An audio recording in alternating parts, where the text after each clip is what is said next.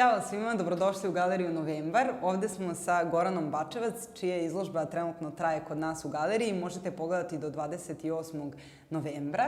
Gorana će nam reći danas nešto malo o procesu rada i o svojim radovima.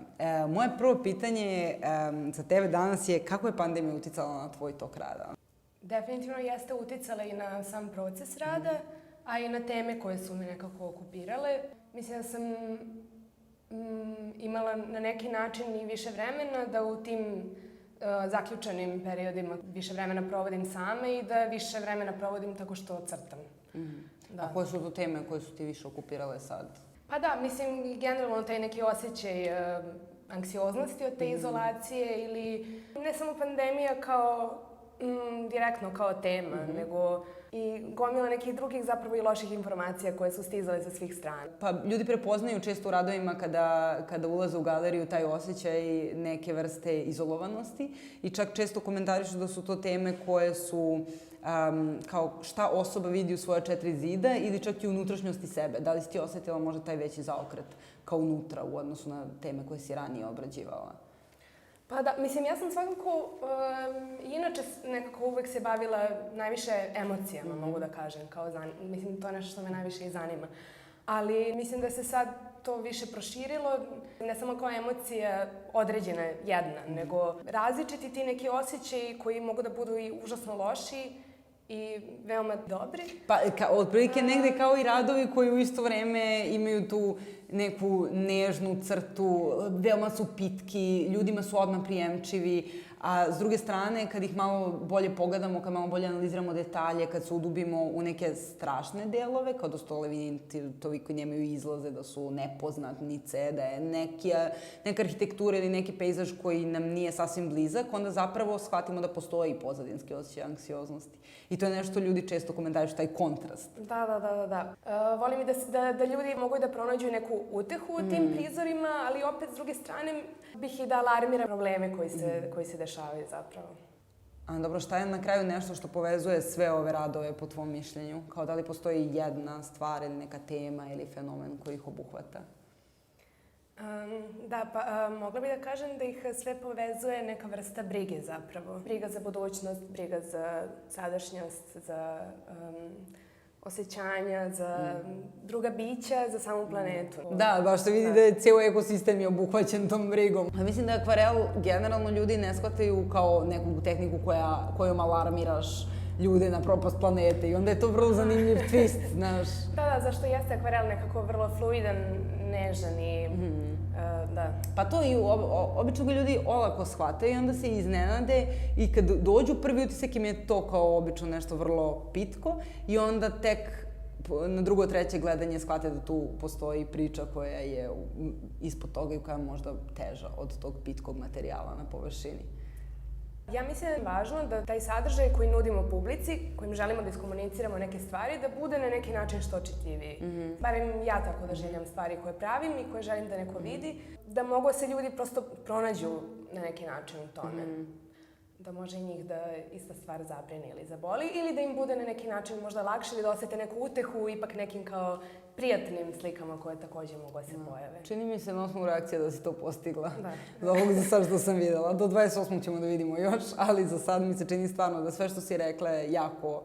Mislim, publika jako reaguje pozitivno i čini mi se da upravo imaju tu vrstu, da prepoznaju tu komunikativnost tvog rada sa njima samima. Posebno se prepoznaju ovim izolovanim prostorima, to im je omiljeno.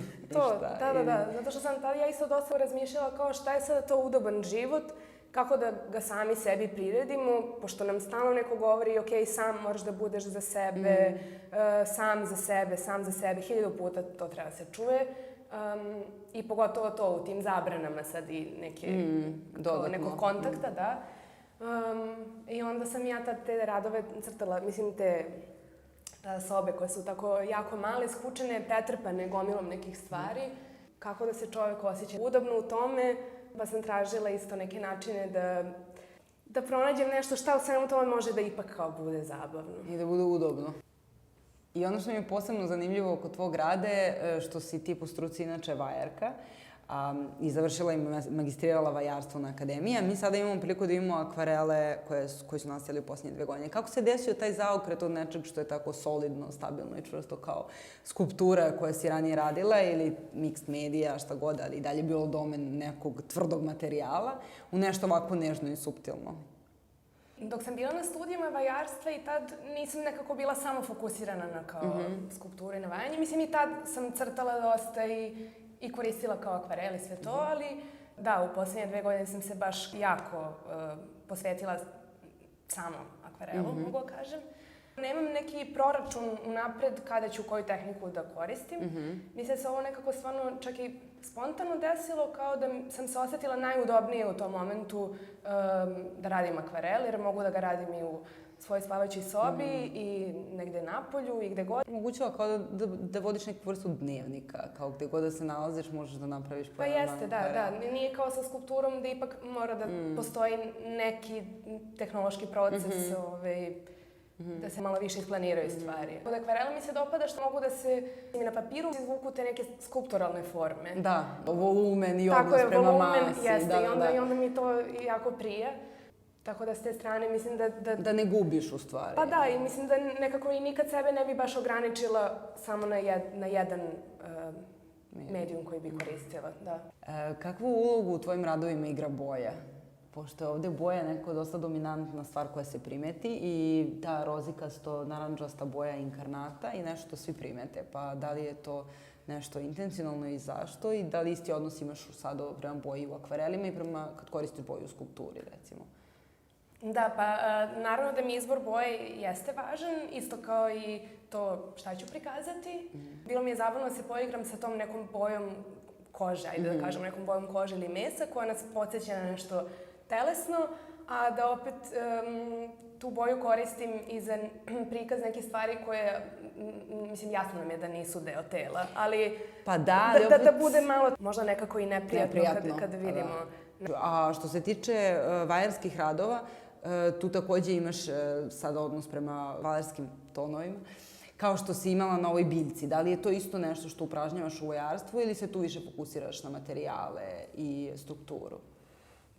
Pa i u skulpturi mi je nekako boja isto važna. Dobro, sa skulpturom stvarno uvijek imam neki i drugi proces i najčešće mi boja kao dođe neka finalna stvar, neki završetak. A dok ovde je to nekako baš početak. Da. Mislim kao prva stvar koja mi je najvažnija i ključna. Da. Hvala ti što si bila sa nama danas. Hvala vam. Podsjećamo gledaoce i gledateljke da mogu da svrate u Galeriju Novembar do 28. novembra. Do tada traje Goranina izložba Uncanny Valley. Dobrodošli i uživajte na izložbi.